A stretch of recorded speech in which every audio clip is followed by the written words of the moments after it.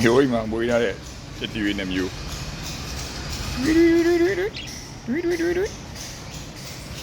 ဒါကတော့တစ်မျိုးဒီကအကောင်ငယ်လေးရောငယ်ကမွေးကြီးအစိမ်းတော့အဝါတို့များတယ်ဒီမှာပြားတကောင်ပြားရတော့ဆူ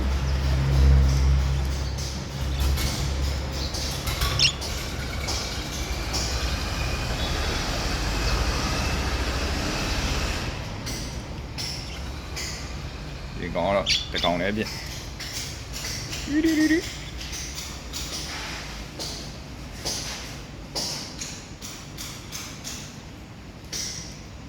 ခုကဒါတရုတ်ပြည်လာတဲ့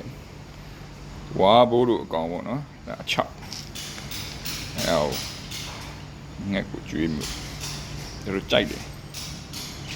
ဒီကောင်လေးက protein ပေါ့နော်လိတ်ကိုကျွေးရငှက်ကိုကျွေးရ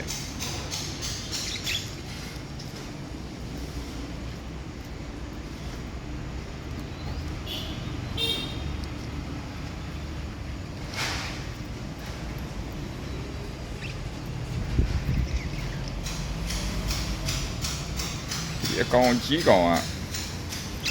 လည်းညံရီဖို့ကောင်းတယ်အသေးတွေလည်းစားလို့ဒီကောင်တွေကကျွန်တော်တိတော့ train လို့လည်းမရဘူးကြာအကောင်လို့တော့ cholesterol အများကြီးပါတယ်စားခြင်းတွေသေးလားစမ်းကြည့်စားခြင်းတွေကျွေးရတော့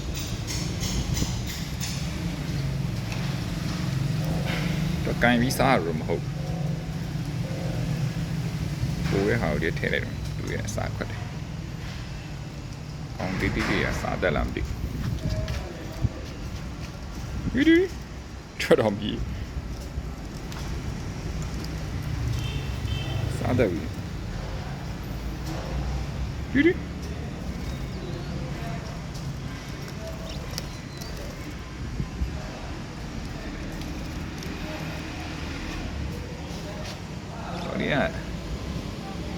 မရင်ဘူးဖြင့်